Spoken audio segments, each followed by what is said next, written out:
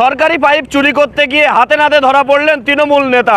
ঘটনাটি ভাঙড় 2 নম্বর ব্লকের ভগবানপুর অঞ্চলের সাতুলিয়া এলাকায়। হাফ মার দিয়ে আর পাইপ সব চুরি করে বিক্রি করছে।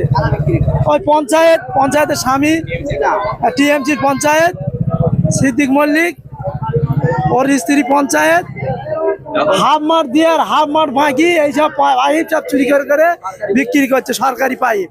সেচ দপ্তরের পাইপ নিয়ে পাচার করছিলেন, আর সেই সময় এলাকার মানুষ হাতে নাতে ধরে ফেলেন।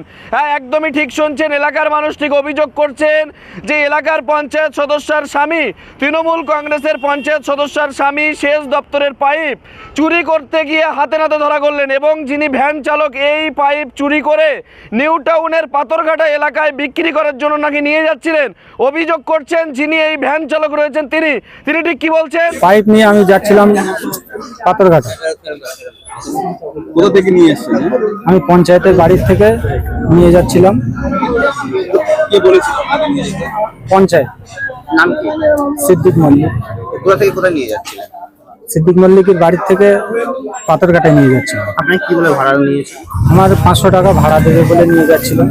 ভ্যান চালকের কথা আপনারা শুনলেন। ভ্যান চালক বলছেন যে এই 40টি পাইপ তাকে ভাড়া করা হয়েছিল নিউ টাউনের পাথরঘাটায় নিয়ে যাওয়ার জন্য। তৃণমূল কংগ্রেসের পঞ্চায়েত সদস্যের স্বামী এই পাইপ চুরি করে নিয়ে বিক্রি করার জন্য নিয়ে যাচ্ছিল নিউ টাউন এলাকায়। এবং এই সেচ দপ্তরের পাইপ, যেটা কৃষকদের জন্য কাজে লাগে, এলাকায় বিভিন্ন জায়গায় মাঠে পানীয় জলের ব্যবস্থার জন্য সরকার বিভিন্ন এলাকায় কিন্তু আরএলআর যে স্কিম রয়েছে সেই স্কিমের মাধ্যমে বিভিন্ন মাঠে কিন্তু একেবারে চেম্বারের এই পাইপগুলো লাগে, এবং সেই পাইপ এলাকার কৃষকদের কাজে না লাগিয়ে সেই পাইপ কিন্তু পাচার করছিলেন তৃণমূল কংগ্রেসের পঞ্চায়েত সদস্যের স্বামী।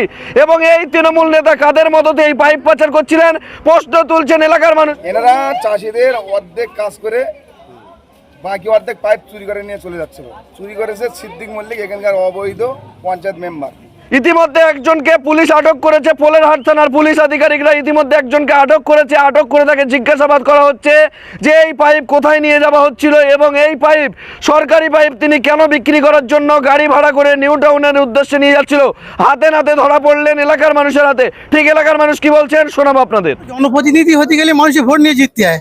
এবার একটা প্রতিনিধি মানে সে এলাকার অভিভাবক, আর অভিভাবকের কর্মকাণ্ড এরকম। এই যে এখন হাজার হাজার চাষি চাষ করে, তাদের যে সেচের কাজে যে ব্যবহার করা হয় সাইফন বলে যে নামক জিনিসটা, তার মেরামতের জন্য পাইপন এসেছিল। এখন এরা নিয়ে নিজেরা আত্মসাৎ করে খাচ্ছে। এনারা চাষিদের অর্ধেক কাজ করে বাকি অর্ধেক পাইপ চুরি করে নিয়ে চলে যাচ্ছে। চুরি করেছে সিদ্দিক মল্লিক, এখানকার অবৈধ পঞ্চায়েত মেম্বার। কোন দলে? তৃণমূলের।